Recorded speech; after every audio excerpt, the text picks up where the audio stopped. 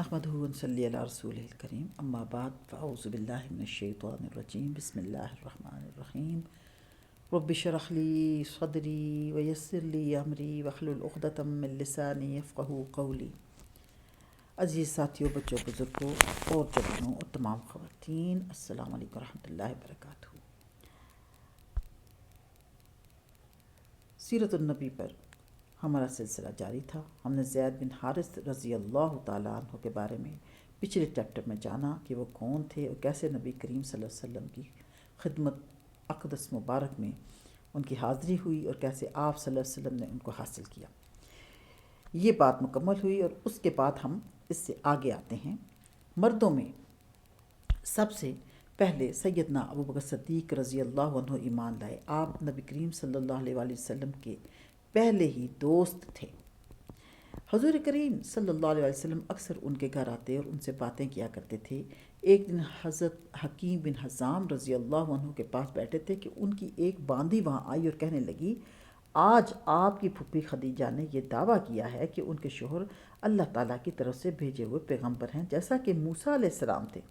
حضرت ابوبکر صدیق رضی اللہ تعالیٰ عنہ نے جو ہی حضرت حکیم کی باندی کی یہ بات سنی، چپکے سے وہاں سے اٹھے اور نبی پاک صلی اللہ علیہ وسلم کے پاس آ گئے اور آپ سے اس بارے میں پوچھا۔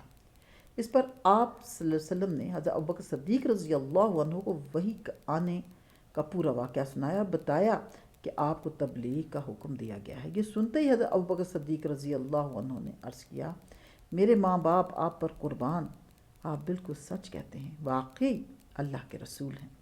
آپ کے اس طرح فوراً تصدیق کرنے کی بنا پر نبی کریم صلی اللہ علیہ وسلم نے آپ کو صدیق کا لقب عطا فرمایا۔ اس بارے میں دوسری روایت یہ ہے کہ صدیق کا لقب آپ نے انہیں اس وقت دیا تھا جب آپ معراج کے سفر سے واپس تشریف لائے تھے۔ مکہ کے مشرکین نے آپ کو جھٹلایا تھا۔ اس وقت حضرت ابوبکر صدیق رضی اللہ تعالیٰ عنہ نے اس واقعہ کو سنتے ہی فوری طور پر آپ کی تصدیق کی تھی اور آپ نے انہیں صدیق کا لقب عطا فرمایا تھا۔ غرض ابوبکر صدیق رضی اللہ عنہ نے آپ کی نبوت کی تصدیق فوری طور پر کر دی۔ حضرت ابوبکر صدیق رضی اللہ تعالیٰ عنہ کا نام نبی کریم صلی اللہ علیہ وسلم نے عبداللہ رکھا، اس لیے کہ اس سے پہلے ان کا نام عبد الکعبہ تھا۔ اس لحاظ سے ابوبکر صدیق وہ پہلے آدمی ہیں جن کا نام نبی کریم صلی اللہ علیہ وسلم نے تبدیل کیا۔ حضرت ابوبکر صدیق رضی اللہ تعالیٰ عنہ یوں بھی بہت خوبصورت تھے۔ اس مناسبت سے آپ صلی اللہ علیہ وسلم نے ان کا لقب عتیق کر رکھا تھا۔ عتیق کا مطلب ہے خوبصورت، اس کا ایک مطلب آزاد بھی ہے۔ یہ لقب دینے کی ایک خاص وجہ یہ بھی بیان کی جاتی ہے کہ ان کی طرف دیکھ کر فرمایا تھا یہ جہنم کی آگ سے آزاد ہیں۔ غرض اسلام میں یہ پہلا لقب ہے جو کسی کو ملا۔ قریش میں حضرت ابوبکر صدیق رضی اللہ عنہ کا مرتبہ بہت بلند تھا۔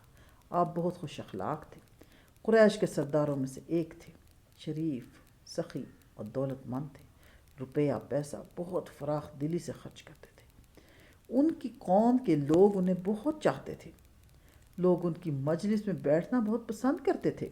اپنے زمانے میں حضرت ابوبکر صدیق رضی اللہ عنہ خواب کی تعبیر بتانے میں بھی بہت ماہر اور مشہور تھے۔ چنانچہ علامہ ابن سیرین رحمۃ اللہ کہتے ہیں، نبی پاک صلی اللہ علیہ وسلم کے بعد حضرت ابوبکر صدیق رضی اللہ عنہ اس امت میں سب سے بہترین تعبیر بتانے والے عالم ہیں۔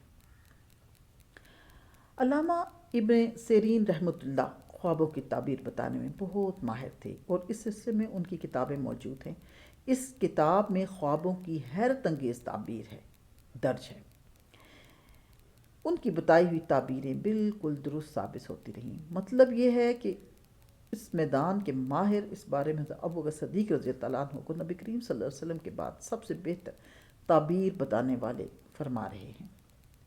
ابوبکر صدیق رضی اللہ عنہ نسب نامہ بیان کرنے میں بھی بہت ماہر تھے، بلکہ کہا جاتا ہے کہ اس علم کے سب سے بڑے عالم تھے۔ حضرت جبیر بن مطعم بھی اس علم کے ماہر تھے۔ وہ فرماتے ہیں، میں نے نسب ناموں کا فن اور علم اور خاص طور پر قریش کے نسب ناموں کا علم حضرت ابوبکر صدیق رضی اللہ عنہ سے ہی حاصل کیا ہے، اس لیے کہ وہ قریش کے نسب ناموں کے سب سے بڑے عالم تھے۔ قریش کے لوگوں کو کوئی مشکل پیش آتی تو حضرت ابوبکر صدیق رضی اللہ تعالیٰ عنہ سے رابطہ کرتے تھے، حضرت ابوبکر صدیق رضی اللہ عنہ کے بارے میں نبی کریم صلی اللہ علیہ وسلم فرمایا کرتے تھے، میں نے جسے بھی اسلام کی دعوت دی اس نے کچھ نہ کچھ سوچ بچار اور کسی قدر وقفے کے بعد اسلام قبول کیا، سوائے ابو بکر کے، وہ بغیر ہچکچاہٹ کے فوراً مسلمان ہو گئے۔ ابو بکر سب سے بہتر رائے دینے والے ہیں۔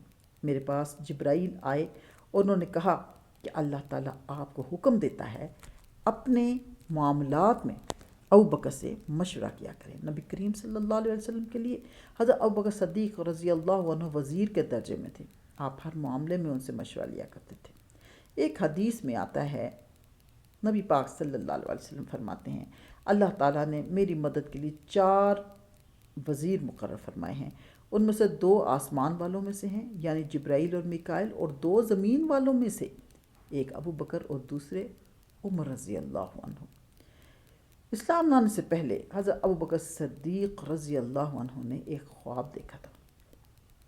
خواب میں آپ نے دیکھا کہ چاند مکہ میں اتر آیا ہے اور اس کا ایک حصہ مکہ کے ہر گھر میں داخل ہو گیا ہے، اور پھر سارے کا سارا ابو بکر صدیق رضی اللہ عنہ والوں کی گود میں آ گیا۔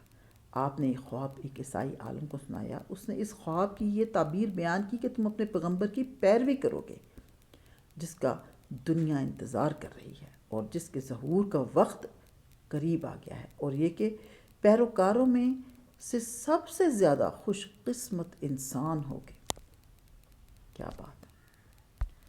ایک روایت کے مطابق عالم نے کہا تھا، اگر تم اپنا خواب بیان کرنے میں سچے ہو تو بہت جلد تمہارے گاؤں میں سے ایک نبی ظاہر ہوں گے، تم اس نبی کی زندگی میں اس کے وزیر بنو گے اور ان کی وفات کے بعد ان کے خلیفہ ہوگے۔ کچھ عرصہ بعد ابو بکر صدیق رضی اللہ تعالیٰ عنہ کو یمن جانے کا اتفاق ہوا تھا۔ یمن میں یہ ایک بوڑھے عالم کے گھر ٹھہرے، اس نے آسمانی کتابیں پڑھ رکھی تھیں۔ ابو بکر صدیق رضی اللہ عنہ کو دیکھ کر اس نے کہا، میرا خیال ہے تم حرم کے رہنے والے ہو، اور میرا خیال ہے تم قریشی ہو اور تیمی خاندان سے ہو۔ ابو بکر صدیق رضی اللہ تعالیٰ عنہ نے جواب میں فرمایا، ہاں تم نے بالکل ٹھیک کہا۔ اب اس نے کہا، میں تم سے ایک بات اور کہتا ہوں، تم ذرا اپنا پیٹ پر سے کپڑا ہٹا کر دکھاؤ۔ حضرت ابو بکر صدیق اس کی بات سن کر حیران اور بولے، ایسا میں اس وقت نہیں کروں گا جب تک کہ تم اس کی وجہ نہیں بتا دو گے۔ اس پر اس نے کہا، میں اپنے مضبوط علم کی بنیاد پر کہتا ہوں کہ حرم کے علاقے میں ایک نبی کا ظہور ہونے والا ہے، ان کی مدد کرنے والا ایک نوجوان ہوگا اور ایک پختہ عمر والا ہوگا۔ جہاں تک نوجوان کا تعلق ہے وہ مشکلات میں کود جانے والا ہوگا، جہاں تک پختہ عمر کے آدمی کا تعلق ہے وہ سفید رنگ کا کمزور جسم والا ہوگا، اس کے پیٹ پر ایک بال دار نشان ہوگا، حرم کا رہنے والا، تیمی خاندان کا ہوگا، اور اب یہ ضروری نہیں کہ تم مجھے اپنا پیٹ دکھاؤ کیونکہ باقی سب علامتیں تم میں موجود ہیں۔ اس کی اس بات پر ابو بکر صدیق رضی اللہ عنہ نے اپنے پیٹ پر سے کپڑا ہٹا دیا، وہاں ان کی ناف کے اوپر سیاہ اور سفید بالوں والا نشان موجود تھا۔ تب وہ پکار اٹھا، پروردگار کعبہ کی قسم تم وہی ہو۔ اس سے آگے جانیں گے اگلے چیپٹر میں انشاءاللہ۔